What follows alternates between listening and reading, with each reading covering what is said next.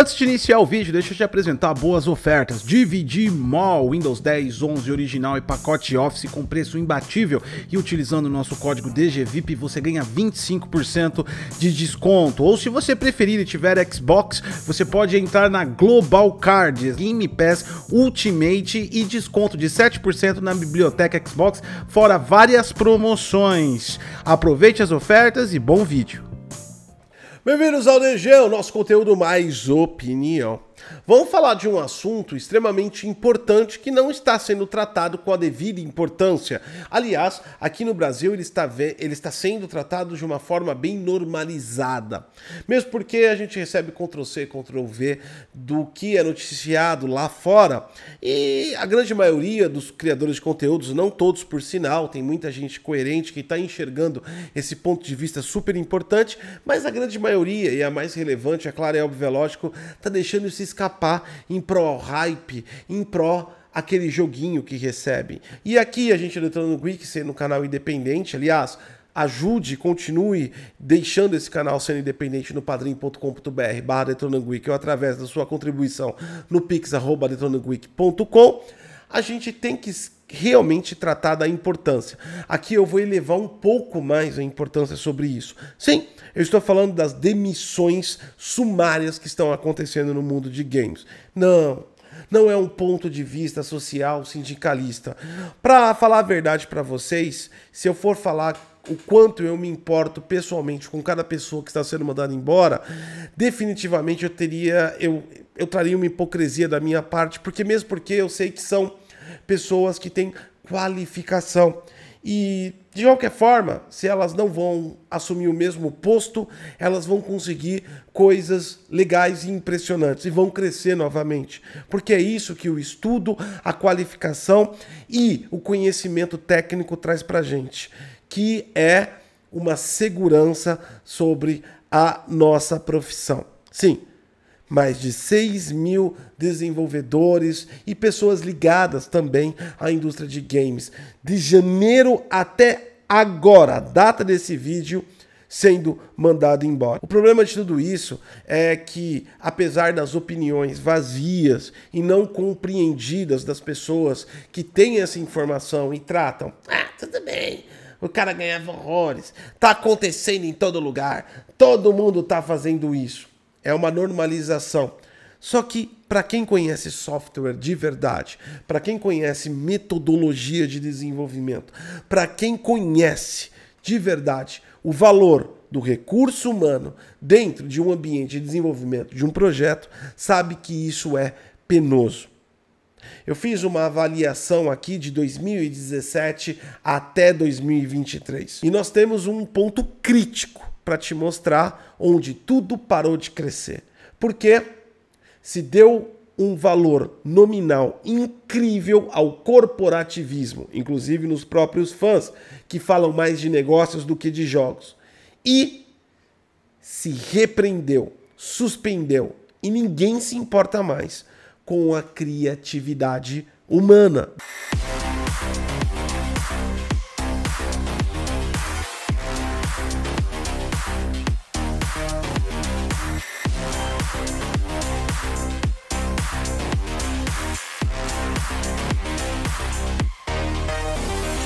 Vou deixar bem claro que esse vídeo não é um vídeo que vai resumir e deixar um ponto para você ficar mais rápido, um resumão de tudo que está acontecendo. Se você quiser isso, vai lá no TikTok, tem um monte de pessoas que tem ejaculação precoce de interpretação querendo ver vídeos de 1 minuto. Esse vídeo vai ficar longo e precisa da sua atenção em todos os pontos que nós passamos sobre ele. Se você não tiver paciência para isso, ou simplesmente negar qualquer tipo de informação e querer a forma mais rápida, ok. Tudo bem, não tem problema nenhum. Esse vídeo não foi feito para você. O fato de tudo isso é que, apesar de você achar tudo incrível na tecnologia, ela anda de verdade a passos curtos.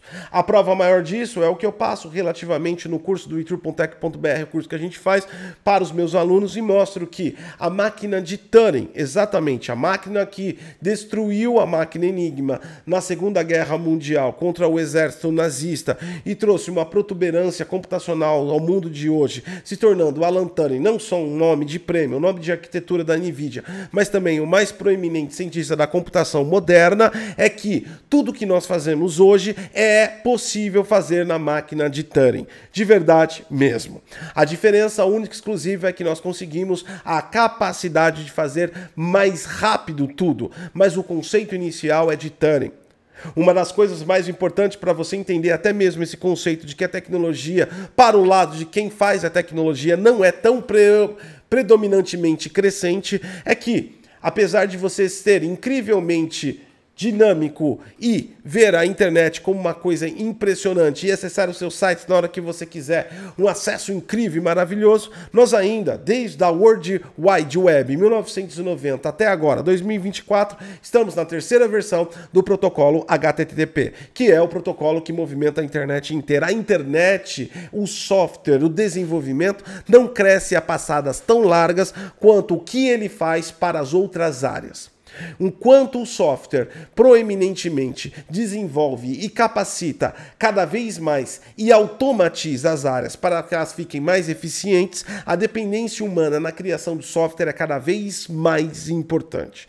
Não é à toa, é claro, é óbvio, é lógico que mais uma vez eu trago aqui o meu curso, o itru.tech.br, e em menos de um mês eu formo 2 turmas, ou seja, 40 alunos. Porque essas pessoas sabem que a área de tecnologia tem escassez em profissionais que saibam controlar a tecnologia. E o desenvolvimento de software é uma das áreas mais proeminentes que existem no mundo inteiro. Ou seja, é muito difícil você, como desenvolvedor de software, ficar desempregado. No entanto, a resposta alternativa para a indústria de games, que mostra, diferentemente ao oposto do desenvolvimento de software, a evolução, e que software corporativo, software funcional, software aplicativo, entendeu que o recurso humano é proeminente e importante para o progresso da área, a área de games trabalha de uma forma completamente alternativa. E a primeira premissa, a qual se estabelece quando se quer economizar, é desprender o recurso que faz o jogo.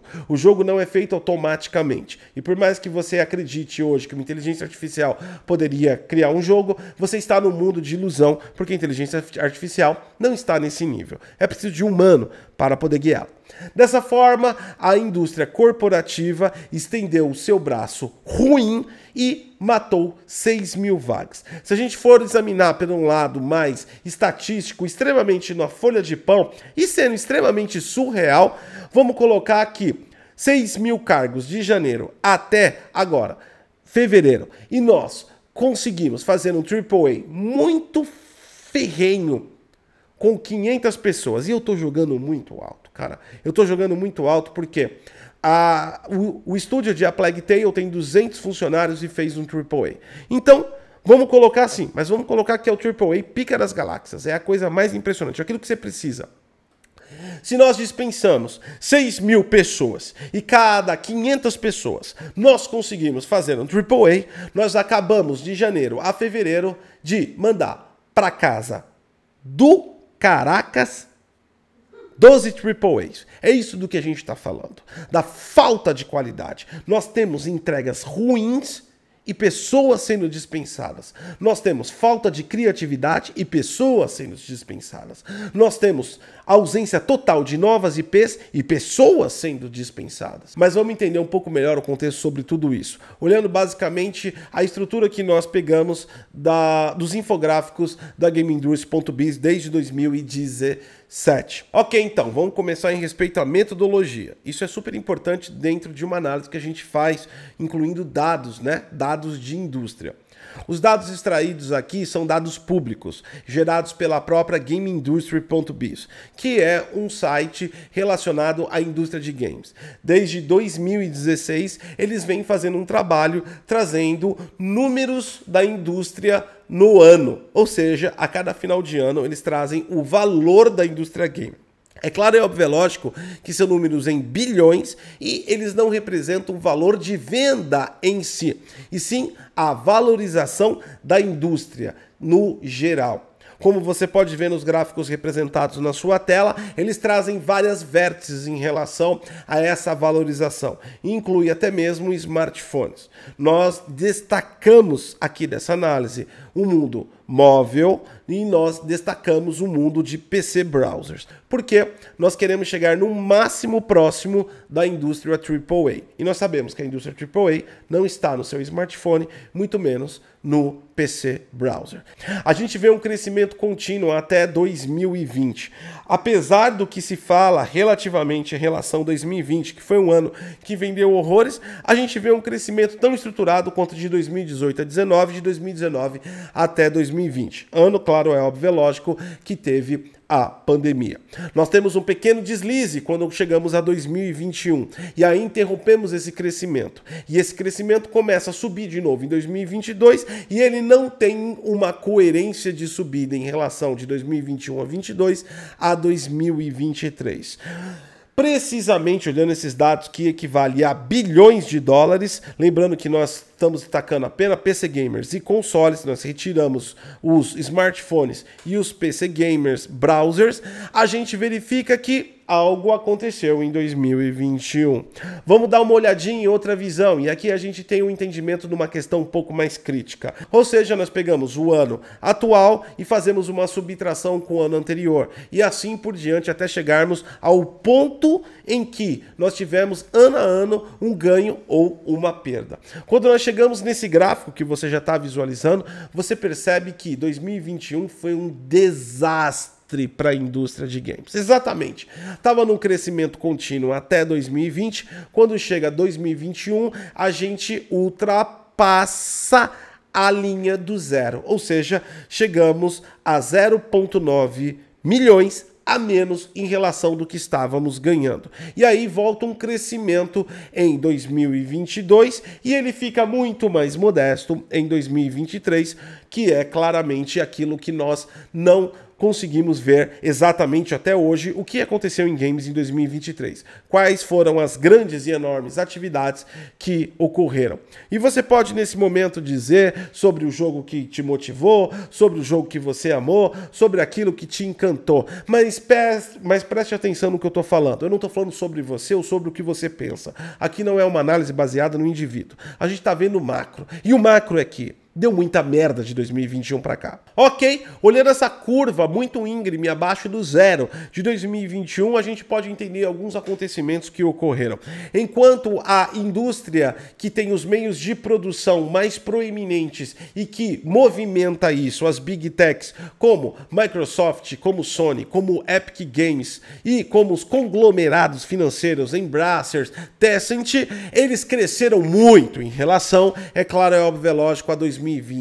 A pandemia trouxe quarentena e as pessoas ficaram em casa e consumiram como loucas. Consumiram tanto que o problema da Sony em 2021 era conseguir montar o PlayStation, porque não tinha componentes suficientes, porque tudo foi vendido para celulares e notebooks, porque a indústria de notebooks e celulares lucrou que nem maluca. Até mesmo a Positivo aqui do Brasil teve o seu maior lucro em toda a sua história durante o ano de pandemia, o que prova que houve uma venda exorbitante sobre o recurso de hardware e software. Software esse que do lado da dona Microsoft nunca vendeu tanto Windows, Office e principalmente um software que talvez você não conheça, mas ela sempre quis vender muito e ela conseguiu, que é o Teams, que é basicamente para trabalhar remotamente, porque foi adotado o conceito remoto durante o ano de 2020 devido às quarentenas pandêmicas que ocorreram. Ok, então, toda essa indústria parece que ganhou muito dinheiro, mas tem um cara que não ganhou dinheiro nenhum com isso, aliás, só se lascou. Apesar das vendas de jogos terem subido drasticamente em 2020 por conta que as pessoas estavam em casa, é preciso entender que estúdios independentes, estúdios menores, estúdios até mesmo filiados a grandes publishers, precisam de uma capitalização rápida, e eles conseguem isso a cada projeto. Mesmo que eles venderam algumas obras a mais do que estava estava previsto durante a época pandêmica, eles se enrolaram para entregar as obras que eles estavam fazendo. Isso explica, por exemplo, porque 2021 foi uma grande bosta de lançamento, porque não estava pronto nada, a galera retomou o trabalho em 2021 e começou a entregar em 2022. Aí a gente volta para o nosso gráfico de 2022 e vê a retomada, ou seja, tudo que estamos vendo em 2022 não é um crescimento da indústria, é simplesmente que voltou a entregar aquele projeto que ficou paralisado em 2020. Agora pense de uma maneira lógica, enxergando esse estúdio que não tem a capacidade de suprir um capital por um ano parado, sem a entrega definitiva de uma IP, a continuação do IP que ele estava fazendo, se viu enroscado, se viu destruído, se viu em meio de dívidas e completamente sem saber para onde ir. E é claro, é óbvio, é lógico que vem a solução corporativa, a solução que destrói a criatividade, a solução focada em negócios. Ao meio de uma feira com tanta gente desvalorizada, quem ganhou dinheiro na pandemia que nem água estava com o capital sobrando para adquirir novas frutas dentro da feira.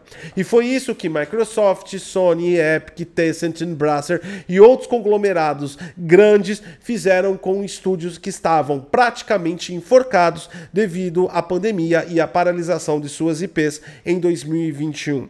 Aqui nós vemos claramente as grandes aquisições ocorrerem. Blizzard, Band, nós vemos Fall Guys sendo vendido. Em 2021 a gente vê todo tipo de empresa sendo comprada.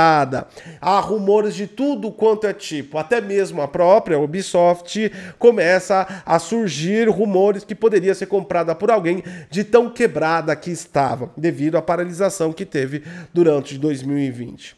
É importante entender esse momento da história que acontece no mundo de games e para você entender de verdade e parar de agir como um tolo em relação à empresa que você ama, que nesse exato momento essas grandes empresas que lucraram muito, sendo publicadoras de software, sendo desenvolvedoras de hardware, sendo publicadoras de software que venderam também durante a pandemia, poderiam surgir como investidores para elevar a indústria e fazer ela levantar nesse momento, o que não aconteceu. Aconteceu que as pessoas estavam quebradas e a indústria começou a comprar que nem louca e virou um leilão entre as grandes consumindo as pequenas. É disso que se trata a morte da criatividade. Por quê? Porque essas empresas, mesmo que tinham nome, que tinham know-how enorme, que tem IPs incríveis que você ama, por exemplo, como Tomb Raider, que foi vendida para a Embracer, como Destiny 2,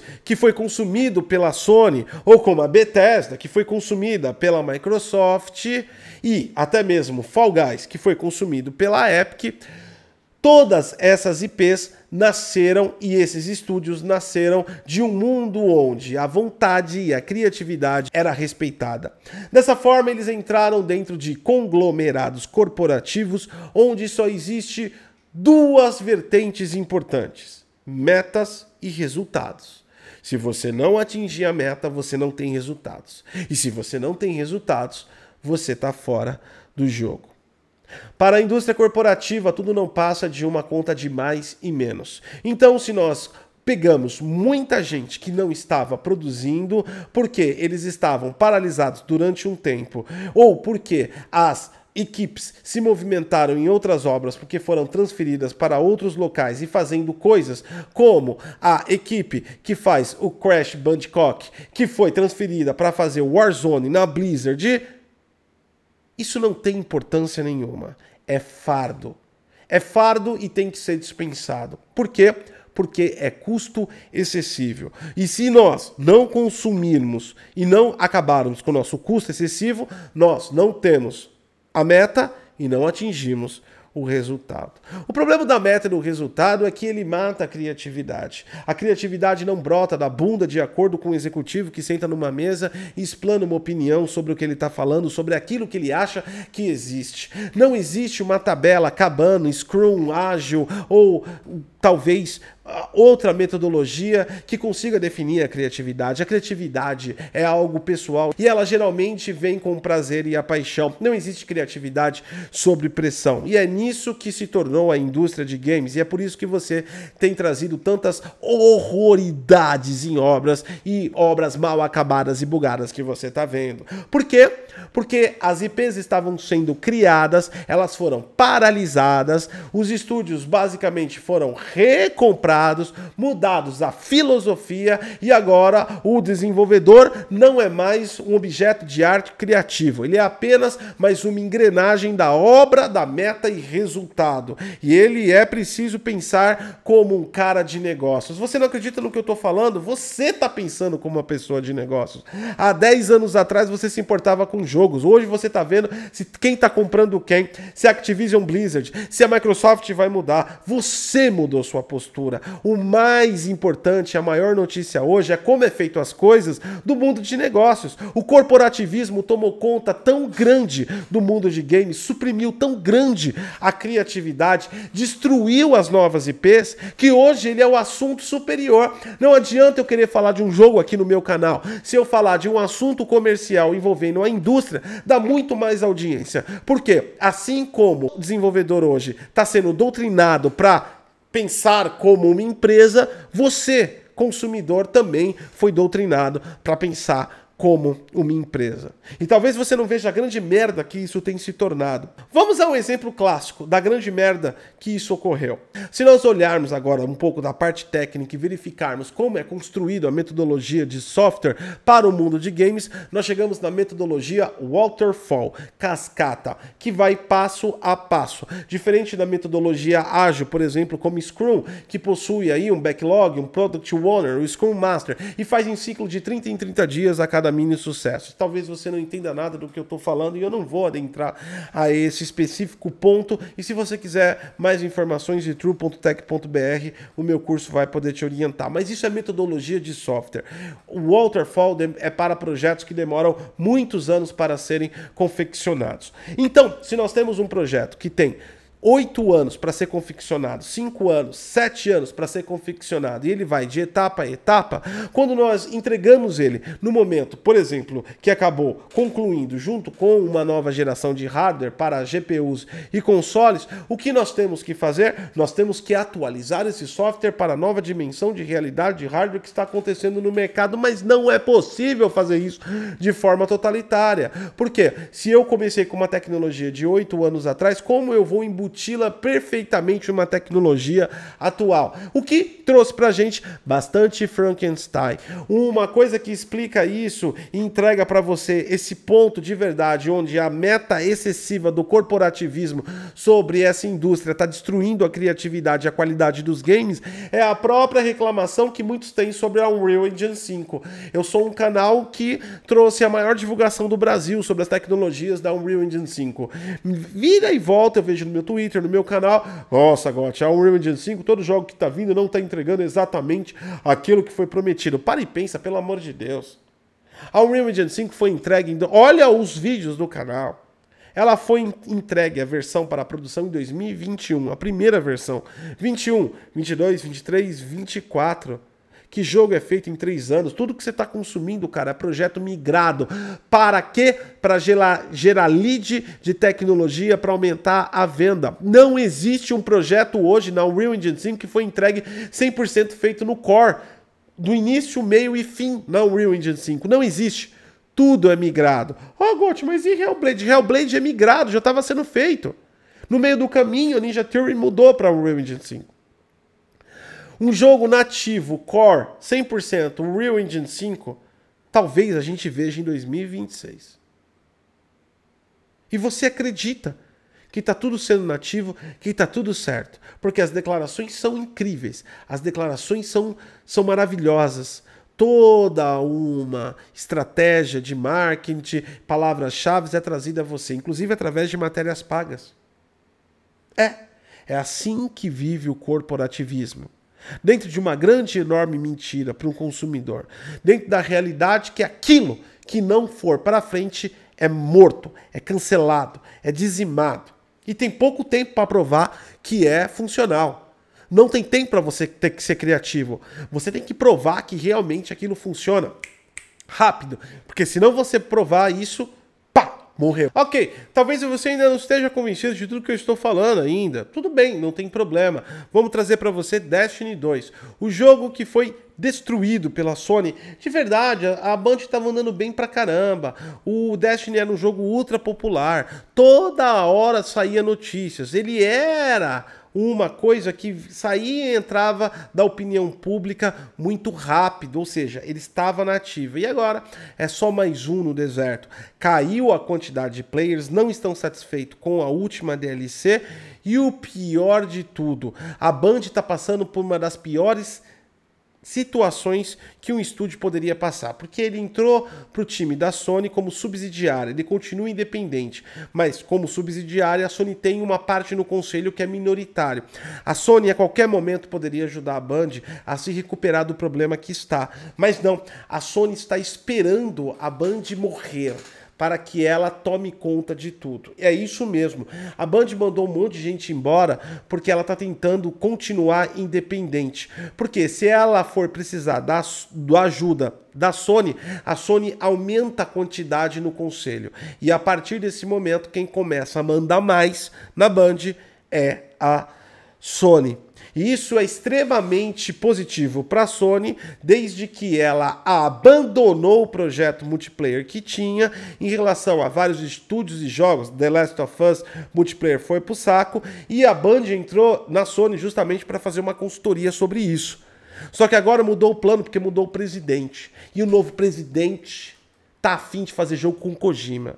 E todo mundo que estava fazendo multiplayer parou de fazer multiplayer. Trabalho jogado no lixo. Trabalho jogado na vala. Pessoas sendo mandadas embora pelo trabalho que elas fizeram. Ou seja, os desenvolvedores estão sendo mandados embora pela falta de planejamento das próprias empresas. Falando até mesmo em Sony, você, amigo sonista aí, que está rindo com a situação do Xbox, não ri muito não. Você acha que no meio da geração uma mudança de CEO que comanda estúdios é bom para você? Você está muito enganado. Aquele joguinho do Kojima que colocaram no State of Play porque não tinham nada para falar. Aquele jogo do Kojima é pro PlayStation 6, cara. É depois do Death Stranding. E olha que o Kojima está envolvido até mesmo com a Xbox.